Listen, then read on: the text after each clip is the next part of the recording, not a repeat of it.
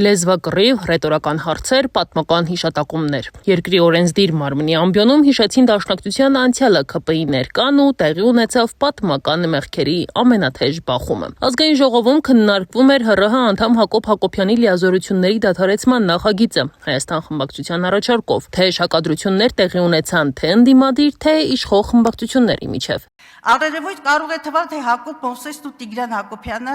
իրենց պաշտոնի իրավական եւ սոցիալական բարձր պատասխանատվությունն ու վարքականոնի բարձր նշաձողը արհամարում են, բայց ես այդպես չեմ գնահատում, ոչ։ Նրանք պարզապես կանաչ լույս ունեն այդպիսին լինելու համար, ինչը հիմնավորվում է նաև ՔՊ պատգամավորների 3 եւ այսօր հնչած օրենքի հետ 0 առնչություն ունեցող եւ սահմանադրությունը ոտնատակ անող պահվածքով։ Լիլիթ Գալստյանը նկատեց, ՀՌՀ անդամները երդվել են հավատարիմ լինել սահմանադրությանը եւ հենց դրա համար են վարձատրվում։ Անցնելով քաղաքական զսպվածության բոլոր սահմանները, ՀՌՀ նախագահը իշխանահաճո քաղաքական գնահատականներ եւ քննադատություններ հնչեցնում ընդդիմության, հայաստանյաց առաքելական եկեղեցու, ազգային ինստիտուտների նկատմամբ։ Տիգրան Հակոբյանը, ով ի պաշտոն է քաղաքական չեզոքության եւ բազմակարծության երաշխավորը պիտի լիներ, փաստորեն վերածվել էր քաղաքական մեկնաբանի եւ իշխանական նարատիվների քարոզչագործիկը, այսինքն պրիմիտիվ պրոպագանդիստի։ Դաշնակցական Գեղամ Մանուկյանն էլ նկատեց, որ քննարկումն իրականում Դաշնակցության հետ կապ չունի։ Այն հեռուստառադիո հանձնաժողովի անդամ Հակոբ Հակոբյանի վարքի մասին է, ոչ թե մի հարցազրույցի, որում Հակոբ Հակոբյանը Դաշնակցությանն է վատաբանել։ Մանուկյանի դիտարկմամբ Հակոբ Հակոբյանով չի սկսվել Դաշնակցության ատողների շարքը, Հակոբ Հակոբյանով էլ չի ավարտվելու։ Պարոն Հակոբյանը երկու օրվա մեջ իր խոսքում մի բառ շատ հաճախ օգտագործեց։ Դա ադապտացիան է։ Այսինքն բոլոր իրավիճակներում հարմարվելը։ Հիմա կոչանում Դաշնակցություն հարմարվի այս վիճակին, հա, հարմարվենք գլուխներս կախ, ասենք ինչ արարածար, ինչ բան, ինչ հայրենիք, էսա ու վերջ, սահմանափակվենք։ Ուրախացար Արման Եղոյան, մի ուրախացի։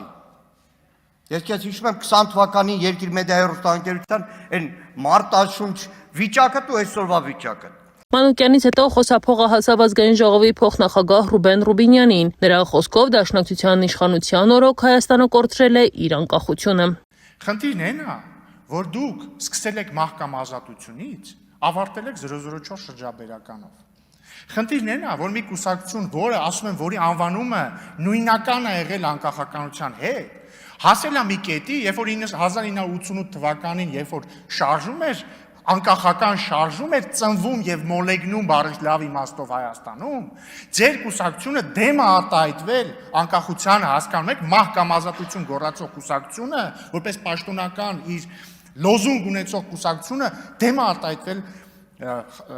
անկախությանը, մինչև ընդཐུպ 91 թիվ։ Ընդդիմադիր Արթուր Խաչատրյանն էլ դիմելով ՀՌՀ անդամ Հակոբ Հակոբյանին ասաց, որ նրա մոտ խորքային երկվություն է առաջացել։ Դուք պետք է կարողանաք տարանջատեք Հակոբ Մովսես մտավորական եւ Հակոբ Հակոբյան սահմանադրական ինքնավար մարմնի անդամ, որը ունի որոշակի գործառույթներ։ Ձեր գնահատականը հակասում է, ասկան ձեր ոչ թե գնահատականի էությունը, այլ գնահատական տալը հակասում է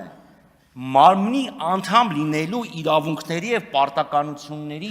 հետ։ Ի վերջո խոսափողը հասավ մեղադրյալի կարգավիճակում հայտնված ՀՌՀ անդամ Հակոբ Հակոբյանին, որն էլ հայտարարեց, որ իրավունք ունի մտավորականի դիրքերից վերլուծել քաղաքական իրադարձությունները իր լիազորությունները դադարեցնելու հարցի քննարկման ընթացքում։ Ինչ վերաբերում է ձեր կուսակցության հանդեպ իմ վերաբերմունքին, ես երեք ասացի, հայ ժողովուրդը 60 տարի գրկաբաց սպասել է Դաշնակցությանը։ Ես չեմ կարծում, թե Դաշնակցությունը եկավ եւ մտավ իր պատմական առաքելության թևի տակ, որին հայ ժողովուրդը սպասում էր։ Թե ում թևի տակ մտավ, ինչ գաղափարախոսության, ինչ քաղաքական իրավիճակների դուք ինքներդ որոշեք։ Իսկ ինչ վերաբերում է եկեղեցու մասին հնչեցրած արտահայտություններին, Հակոբյանը ընդգծել է, պետությունը նույնպես եկեղեցի է ու եթե պետություն չի կառուցում, նշանակում է, որ ինքը պատմության մեջ որևէ հոգևոր առաքելություն չի իրականացնում։ Նանե Հայրապետյան, Գեղամ Ղազարյան, ABC Media։